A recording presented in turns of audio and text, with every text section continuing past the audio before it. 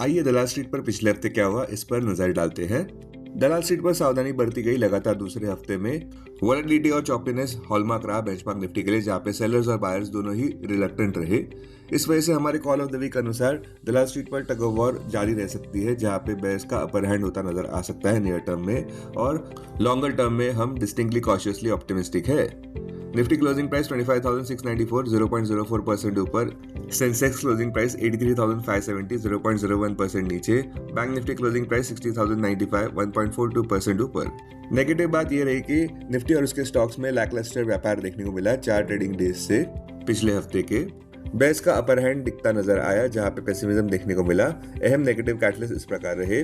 एक तो म्यूटेड और एंग्शियस स्टार्ट देखने को मिली Q3 FY26 अर्निंग सीजन की इंडियन कॉर्पोरेट्स द्वारा। दूसरा, कमजोर टेक्निकल लैंडस्केप। तीसरा, बड़ा प्रॉफिट बुकिंग और लॉन्ग अनवाइंडिंग। चौथा, विदेशी संस्थागत निवेशकों की भारी बिकवाली। इस जनवरी 2026 में अब तक विदेशी संस्थागत निवेशकों ने कुल मिलाकर 26,052 करोड़ रुपए तक के शेयर्स बेचे हैं।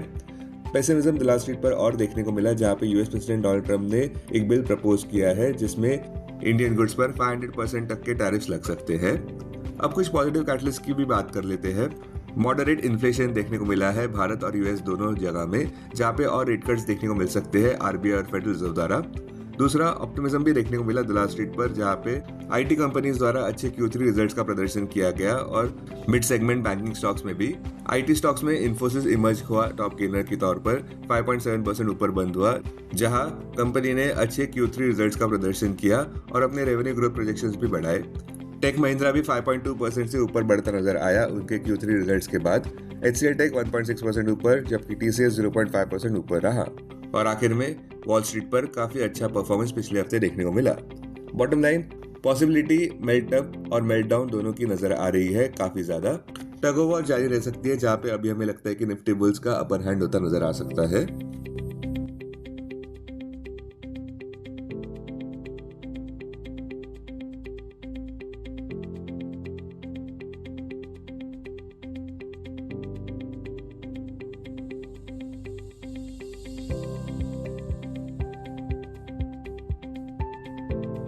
अब आइए देखते हैं पिछले हफ्ते इंडाइसेस का परफॉर्मेंस कैसा रहा। निफ्टी 0.04% ऊपर बंद होने में सफल रहा वाइड स्विंग्स के चलते, और नेगेटिव बात फिर भी ये रही कि निफ्टी एक जिटरी नोट पर बंद हुआ और साइकोलॉजिकल 26,000 मार्क के नीचे भी। टेक्निकली निफ्टी अपने 21 डीएमए के नीचे व्यापार कर रहा है, जो है 25,983 मार्क पर। 50 डीएमए के भी नीचे है, जो है 25,962 मार्क पर, किंतु अभी भी 100 डीएमए के ऊपर है, जो है 25,570 मार्क पर। निफ्टी का 200 डीएमए है 25,096 मार्क पर। बैंक निफ्टी काफी आउट परफॉर्म करता नजर आया 1.42% ऊपर, और पॉजिटिव बात यह रही कि अपने ऑल टाइम हाई के करीब भी पहुंचा, जो था 60,437.35 मार्क पर। बैंक निफ्टी का 200 डीएमए है 56,416 मार्क पर। निफ्टी प्राइवेट बैंक इंडेक्स 0.67% ऊपर रहा, और निफ्टी पीएसयू बैंक इंडेक्स 4.8% ऊपर रहा। निफ्टी पीएसयू बैंक ने फ्रेश रिकॉर्ड हाइज भी कायम किए। ब्रॉडर मार्केट्स की बात करें तो निफ्टी मिड कैप 50 इंडेक्स 0.12% ऊपर बंद हुआ, और निफ्टी स्मॉल कैप इंडेक्स 0.46% ऊपर बंद हुआ, एक रेंज बाउंड सेशन के अंतर्गत। बुलिश सेक्टर्स रहे निफ्टी मेटल इंडेक्स 4.55% ऊपर, निफ्टी आईटी इंडेक्स 2.79% ऊपर। वही बेरिश सेक्टर्स रहे निफ्टी रियल्टी 2.4% नीचे, निफ्टी फार्मा 2.39% नीचे, निफ्टी ऑटो 1.75% नीचे, निफ्टी मीडिया 1.03% नीचे, निफ्टी एफएमसीजी 0.56% नीचे, निफ्टी इंफ्रा 0.55% नीचे, निफ्टी एनर्जी 0.18% नीचे। स्टॉक स्पेसिफिक खबरों में साउथ इंडियन बैंक 6.18% ऊपर बंद होने में सफल रहा, जहां पे बैंक ने अपना highest ever quarterly net profit दर्ज किया दिसंबर 2025 क्वार्टर के लिए। नेट प्रॉफिट आफ्टर टैक्स भी 9.5% ईयर ओवर ईयर बढ़ता नजर आया ₹374 करोड़ पर Q3 FY25 में। यही आंकड़ा पिछले साल इसी क्वार्टर में ₹342 करोड़ पर था। प्रॉफिट बिफोर टैक्स भी ₹504 करोड़ पर देखने को मिला, जो ईयर ऑन ईयर 8.8% ऊपर बढ़ा। ऑपरेटिंग प्रॉफिट 10.5% ऊपर बढ़ा ईयर ओवर ईयर ₹584 करोड़ पर, जिसमें स्टेबल कोर इनकम देखने को मिली है और higher other income. Net interest income भी 1.3% ईयर ओवर ईयर बढ़ती नजर आई ₹881 करोड़ पर, जबकि other income 18.8% year over year बढ़ती नजर आई ₹486 करोड़ पर, जिससे प्रॉफिटेबिलिटी में और बूस्ट मिला। आनंद राठी शेयर्स 4.04% ऊपर बंद हुए, जहां पे कंपनी का कंसोलिडेटेड नेट प्रॉफिट 71.77% ऊपर बढ़ा ₹37 करोड़ पर, और 21.45% का इंक्रीज देखने को मिला टोटल रेवेन्यू फ्रॉम ऑपरेशंस में ₹248.20 करोड़ पर Q3 FY26 में, अगर इसकी तुलना करते हैं Q3 FY25 से। नेल्को नीचे गिरता नजर आया 4.82% से। नेल्को नीचे गिरता नजर आया, जहां पे कंपनी का कंसोलिडेटेड नेट लॉस देखने को मिला रुपीज 1.19 करोड़ पर Q3 FY26 के लिए। यही आंकड़ा Q3 FY25 में रुपीज 4.95 करोड़ का प्रॉफिट था।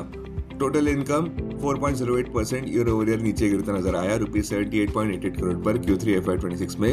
यही आंकड़ा पिछले साल इसी क्वार्टर में रुपीज 82.24 करोड़ पर था। एंजल वन 17.94% ऊपर बढ़ता नजर आया, जहां पे कंपनी का प्रॉफिट 27% क्वार्टर ऑन क्वार्टर बढ़ता नजर आया। कंपनी ने इंटरिम डिविडेंड को भी अप्रूवल दिया है और स्टॉक स्प्लिट को भी। प्रॉफिट में भी 26.9% का इजाफा नजर आया रुपीज 268.7 करोड़ पर, और रेवेन्यू में भी 11.1% का इंक्रीमेंट देखने को मिला रुपीज 1337.7 करोड़ पर। कंपनी ने रुपीज 23 का इंटरिम डिविडेंड डिक्लेयर किया है और 1:10 का स्टॉक स्प्लिट भी अप्रूव किया है। इन्फोसिस 4.69% ऊपर बंद होता नजर आया, जहां पे कंपनी का consolidated net profit rupees 6,666 crore पर देखने को मिला, जो 2.2% नीचे गिरा। यही आंकड़ा पिछले साल इसी क्वार्टर में रुपीज 6,822 करोड़ का प्रॉफिट था। कंपनी के रेवेन्यू फ्रॉम ऑपरेशंस भी 9% ऊपर बढ़ते नजर आए रुपीज 45,479 करोड़ पर Q3 FY26 में। अगर इसकी तुलना हम करते हैं Q3 FY25 से, जहां पे ये आंकड़ा रुपीज 41,764 करोड़ पर था। HDFC लाइफ नीचे गिरता नजर आया। स्टॉक प्राइस नीचे गिरता नजर आया, बावजूद इस बात के कि 11% ईयर ओवर ईयर ग्रोथ दर्ज हुई है। एनुअलाइज प्रीमियम इक्विवेलेंट APE में रुपीज 3,972 करोड़ पर Q3 FY26 में। नए बिजनेस का वैल्यू मॉडेस्टली ऊपर रहा, जहां पे मार्जिन सीक्वेंशियली गिरते नजर आए, किंतु गाइडेड रेंज के अंदर ही रहे। जियो फाइनेंशियल सर्विसेज नीचे गिरता नजर आया, जहां पे कंपनी का consolidated net profit rupees 269 crore पर देखने को मिला Q3 FY26 में। टोटल इनकम डबल होती नजर आई रुपीज 901 करोड़ पर, जिसमें एक शार्प राइज देखने को मिला कॉन्ट्रीब्यूशंस में उनके कोर लेंडिंग, पेमेंट्स और एसेट मैनेजमेंट बिजनेस में। एक अच्छा हाईलाइट ये रहा कि राइजिंग शेयर देखने को मिला है इनकम फ्रॉम ऑपरेटिंग बिजनेसेस में।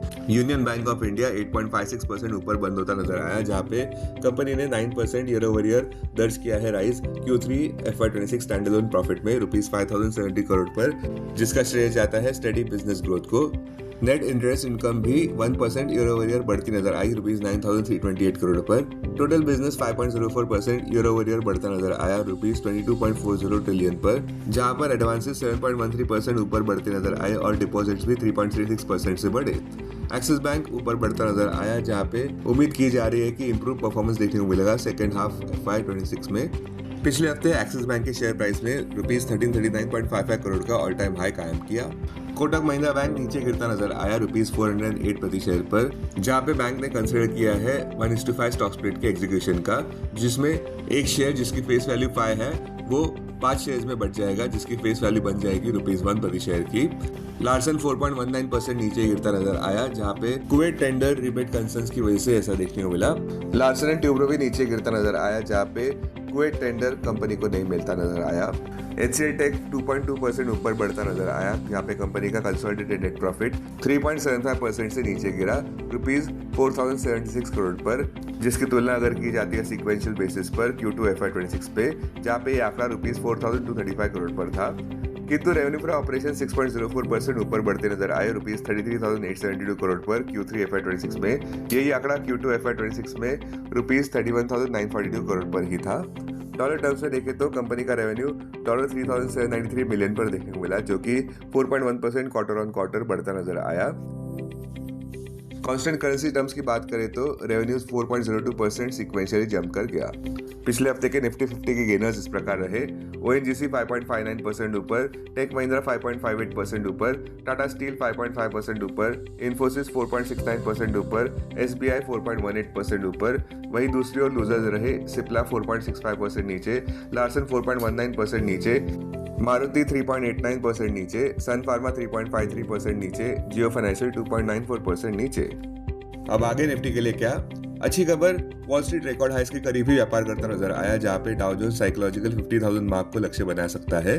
पॉजिटिव कैटलिस्ट भी अभी ये बना हुआ है कि मार्केट्स में उम्मीद है कि यूएस फेडरल रिजर्व और RBI दोनों के द्वारा रेट कट्स देखने को मिल सकते हैं, जो ग्लोबल रिस्क सेंटिमेंट को सपोर्ट करते नजर आ सकते हैं।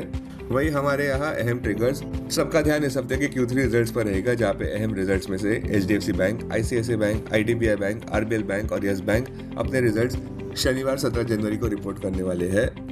बाकी स्टॉक्स में नेटवर्क टेक्नोलॉजीज और चोलामंडलम फाइनेंस ने अच्छा प्रदर्शन किया शनिवार 17 जनवरी को। आज आने वाले अहम Q3 FY26 रिजल्ट्स में से सोमवार 19 जनवरी CEAT, Oberoi realty, Havells, BHEL, BNB, IRFC, LTI Mindtree, Hindustan zinc.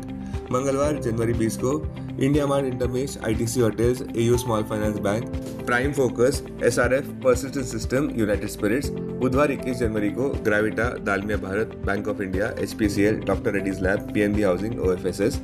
गुरुवार 22 जनवरी को Bandhan bank, Coforge, Adani total gas, Indian bank, Ujjain small finance bank, सिंजन international, emphasis. शुक्रवार 23 जनवरी को Atul, Adani green energy, granules, Laurus, MCX, IndusInd bank, Cipla, JSW steel, Godrej consumer products.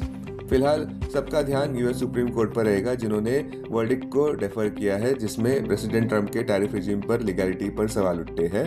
अगर ये रूलिंग ट्रंप के खिलाफ आती है तो ये इंडियन इक्विटीज के लिए एक रिलीफ रैली हो सकती है, किंतु टैरिफ अभी भी हटे नहीं है और यूएस सैंक्शन हम पर लगते ही जा सकते हैं। साथ साथ विदेशी संस्थागत निवेशकों की भारी बिकवाली भी चिंता का विषय बना हुआ है।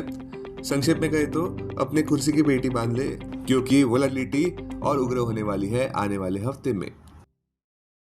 Investments in security markets are subject to market risk. Read all the related documents carefully before investing. This content is purely for information and educational purpose only and in no way to be considered as an advice or recommendation.